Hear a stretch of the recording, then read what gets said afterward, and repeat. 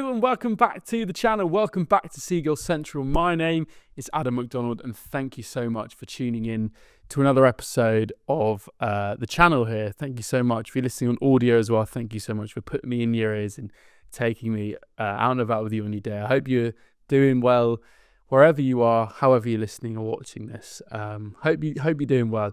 I'm in a bit of a need of a haircut, so I'm sorry that I look a bit ragged at the moment.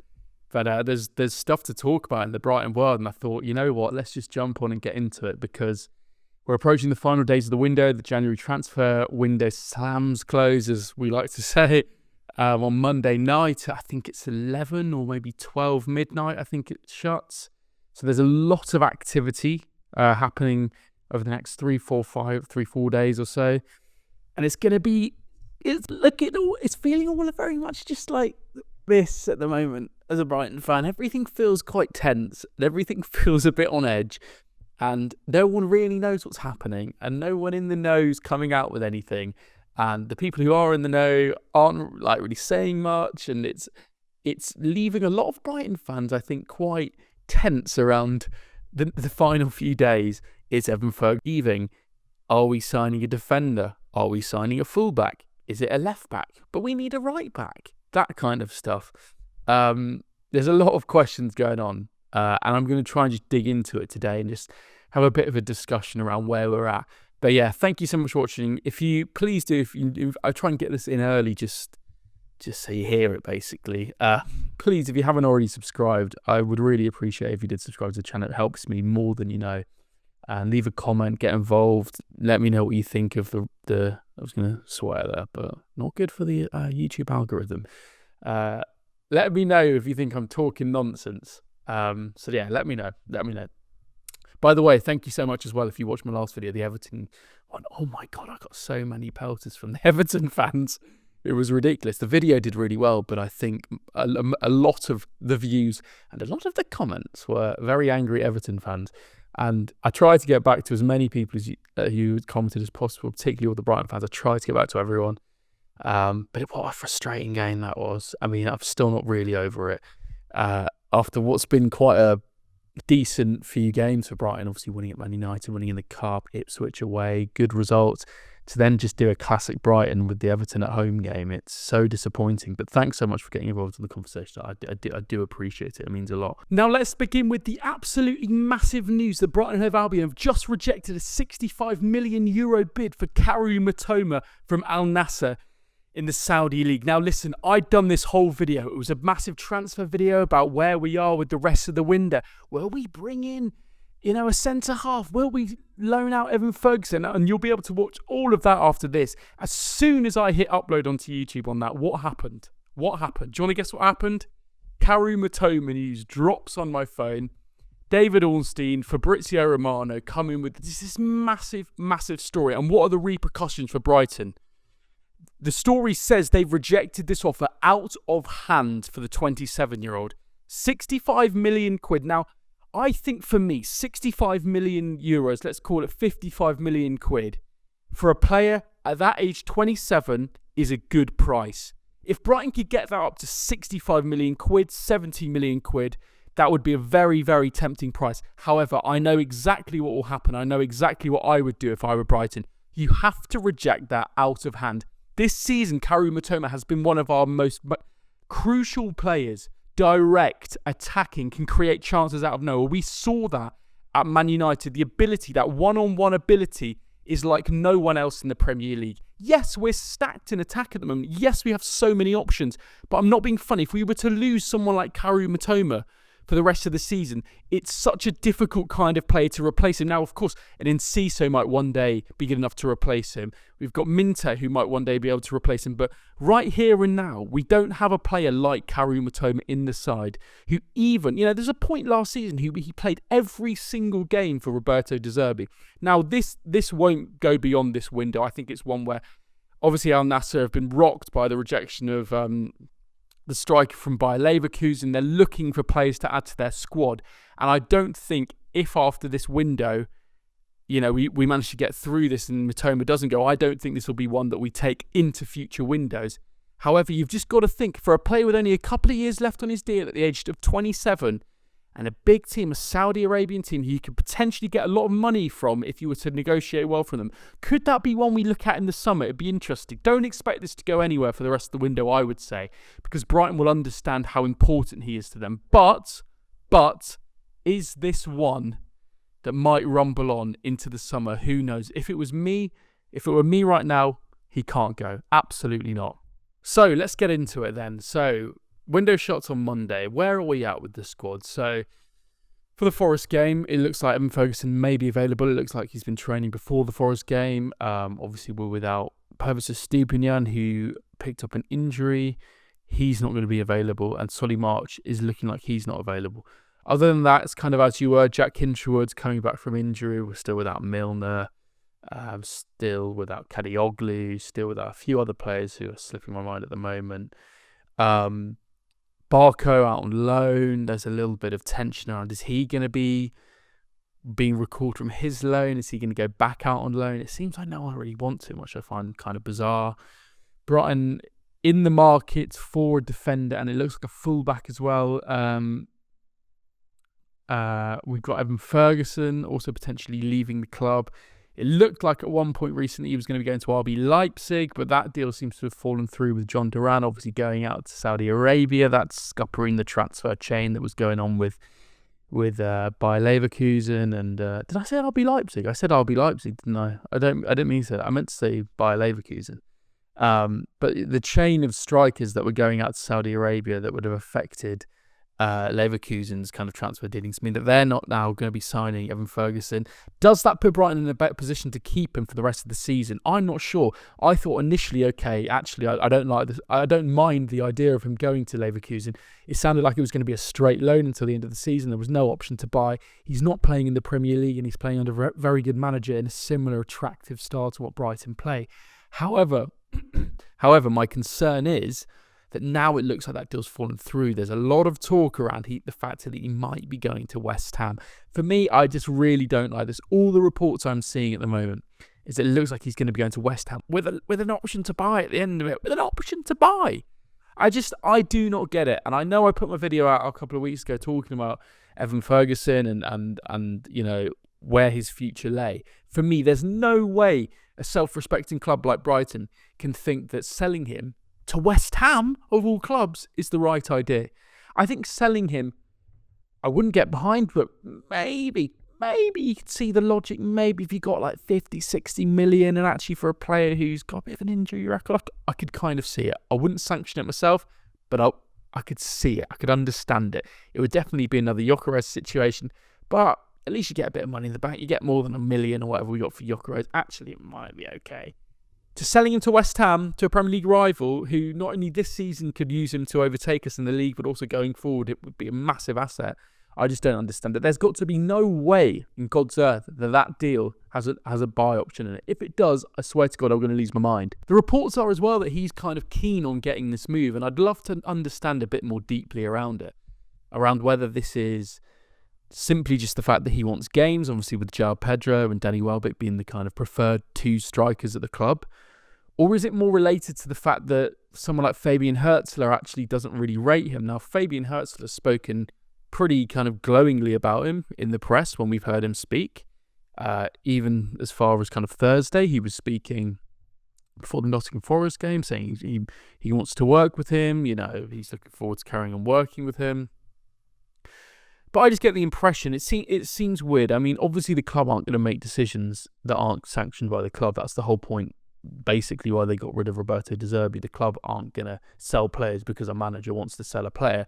But I do almost wonder what Fabian Hurzeler thinks of Evan Ferguson, because we haven't seen much of him. Okay, he's been injured, and okay, you know, we've had good strikers ahead of him, but I'd have thought we'd have seen a bit more of him this season. You know, he has been available on the bench for a few games. I think it was a shame that we haven't seen a bit more of him, and it hasn't really sounded like Fabian Hurzeler's come out swinging in terms of making a defence of why we should be keeping him around, you know, for this season at least. I just really don't get it. And I wonder to myself, with so many conflicting stories, with so much kind of ambiguity around this story in terms of, you know, there's not been any proper hard line from reputable journalist. He's really known what's going on. Even The Athletic are kind of saying they're open to permanent bids. Well, of course, all clubs are open to all permanent bids for any players. I think, where is the story really? I'd love to know. Is it a case of, actually the manager just doesn't fancy him? Is it a fact that the club are maybe thinking they could cash on the money a bit? What is it? What is the real reason behind this? And because that would inform us all fans where this might be going. If I had to put my money on it, if I was a betting man, I would actually probably say, I don't know if I believe this. Do I believe this? I think he might stay. Unless we can sort out a straight loan for him, I don't think Brighton are going to loan to a Premier League rival, do you? I'd be absolutely flabbergasted if they sold to a Premier League rival or loaned to a Premier League rival, particularly with how West Ham's season's potentially poised into the second half, the fact they could potentially overtake us. The only way I would think that the club would be comfortable loaning him out to the end of the season would be if they'd almost given up on the fact that they might finish in Europe. They're just accepting, okay, we're going to finish between 8th and 12th. And that's kind of a good season for us. And we don't mind if another team swoops in and finishes in the European position. I'm not saying West Ham are going to do that, but that's got to be part of the thinking, doesn't it? It's got to be. So if I had to put my money on it, just because there's been so much flitting and forward and back and forward and confusion around the story, I almost just wonder if he's going to stay. Well, if it were me, I think keeping him till the end of the season, assessing things in the summer. Maybe we're in a very different position in our striking options in the summer, where using him more might be an option, selling him might be an option. But I actually think if he's currently injured, why not keep him injured here with us for the next, what's it going to be, a few weeks or so, once he gets back up to speed. And then he's an option for that second half of the season. He's an option for, the latter stages of potential cup competitions we might get to with the FA Cup. Of course we might not. But when, that business end of the season comes in and you start playing a couple more midweek games, the season draws close and everything becomes a bit tighter and more congested, and maybe Danny Welbeck picks up an injury, Major Pedro gets a suspect, whatever. Why don't we just use him? I really don't get it, because suddenly it's really astute. And I think the biggest thing is that actually, as soon as the kind of market was alerted to the fact that he became available, I mean, look at all the clubs that lined up. Bayer Leverkusen, you had Arsenal wanting him, you've had West Ham wanting him for a while. There's been talk around Chelsea as well. There are so many clubs who clearly want him, which says to me, what are we doing? Unless, as I do trust, have some faith in Brighton, I guess is what you might be saying to me down the line here. Trust Tony, trust Paul. They wouldn't make stupid decisions. I do get that. But I think it's interesting. And then moving on to other options around the pitch, it looks like Brighton are closing in on a deal for Aaron Cashion from Derby County, 23-year-old Republic of Ireland international defender from, I think he's from Mansfield, left-footed centre-half. Looks pretty decent. 9.5, 10 million pounds looks like around the ballpark that Derby are going to let him go for. Conflicting reports, some saying that he was having a medical on Thursday morning with Brighton. The Derby manager was sort of coming out, giving a bit of a coy answer, essentially sounding like he was resigned to maybe letting him go. I think all the Derby fans have been resigned to letting him go. I'd be shocked if he was in their squad for this Saturday's game that they have. I'd imagine this is one that Brighton are going to get done over the line. I think this is a very typical Brighton transfer in the sense that when you sort of see him in person, and I heard someone say this, that he's not a scout. He's not a kind of, if you're a scout, he's not a player who'd stand out to you particularly, apart from the age profile and the left-footedness. But he's actually a data model's dream signing, was the point that this person was making. And you look at all of his stats and he looks excellent. But actually, when you watch him to the naked eye, he doesn't look like a fabulous Rolls Royce of a player. He's quite small for a centre-half and he's 6 foot, but he's got that, that thing that everyone wants in a centre-half, and that's the left-footed centre-half, the left-footed British centre-half who he can get into our homegrown players tally. Fantastic passing skills, great in the air apparently. In all the kind of key defensive duels, he looks like that's his strong point. The trouble I've seen from the videos I've seen of him and watching him in a few live games as well have been, I'm not sure about the pace around him. I've seen it a few times in games where he looks like he gets beaten for pace a little bit.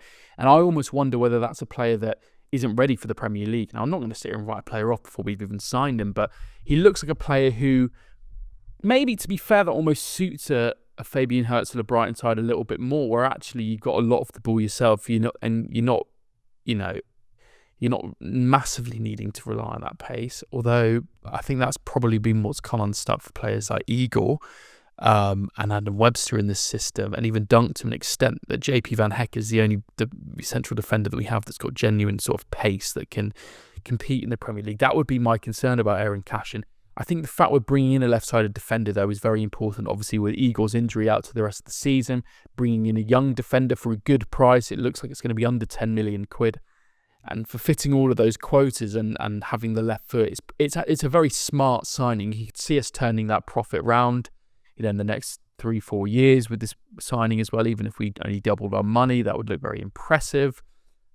He's a player who we absolutely need. Lewis Dunk, long term, we need a successor for him, a leader at the back. He obviously he's Derby's captain, Aaron Cashion, at the moment. I think we do need a player who's going to be able to long-term fill that void. And Cashion, the club clearly like him. And he's clearly a player who Brighton were looking at last summer, the January before. It didn't line up with what Fabian Hurzeler wanted. And I think the deal wasn't right to do at the time. It looks like now the deal's a little bit better to do for Brighton. But it's a position that we need to try and bolster out. I think in the summer as well, it's going to be a position that we're going to try and boost out. And again, obviously, we were looking at Vitor Reis, who went to Man City in the end as a kind of central defender, young central defender, because I think that's one part of the side that we need to look at regenerating. We did so well in the summer at regenerating that front line, bringing in Rutter, bringing in Gruder, all of those kind of players, Minteh as well. But actually, it's now at the point where we're needing to kind of, we're starting the regeneration of the midfield. Weaver coming in, Balaba's in, Malik Yalkule's in.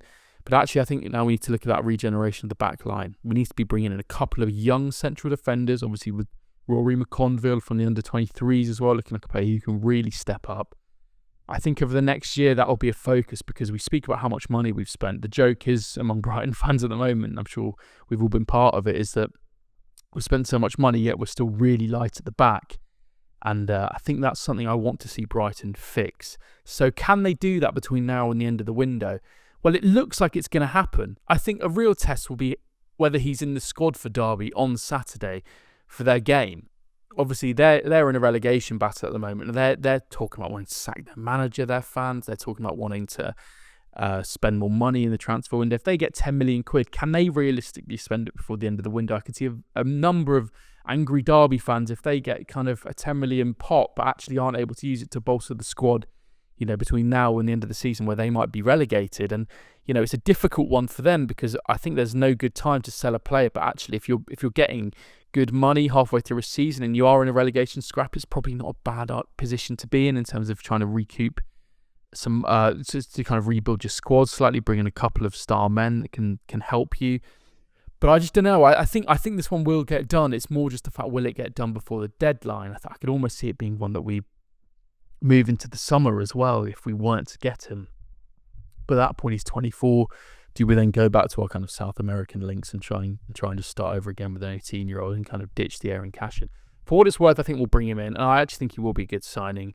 Lots of Derby County fans really, really praising of him. The only kind of real question around him is that pace. But to me, he looks like a very solid, a very cultured centre-half who looks exactly in the Brighton style. And at that age and with that profile, I think it's one that I can imagine Brighton doing. And I will back them to do it before the end of the window. So overall, painting the picture, where does that leave us? Should you be worried about what Brighton have done this window? I think the short answer is no, because this is what Brighton always do in the January transfer window. There's never much movement. It's generally outgoings from young players going out on loan. Or it's buying players for the long term, Caicedo, McAllister, etc., who we end up loaning for a bit, loaning back, they integrate later, in the summer, that kind of thing. Vitor Reis would have been a perfect example of that. Although things are slightly different now, particularly in the defence. We do need to bolster that this season. We do need more options this season.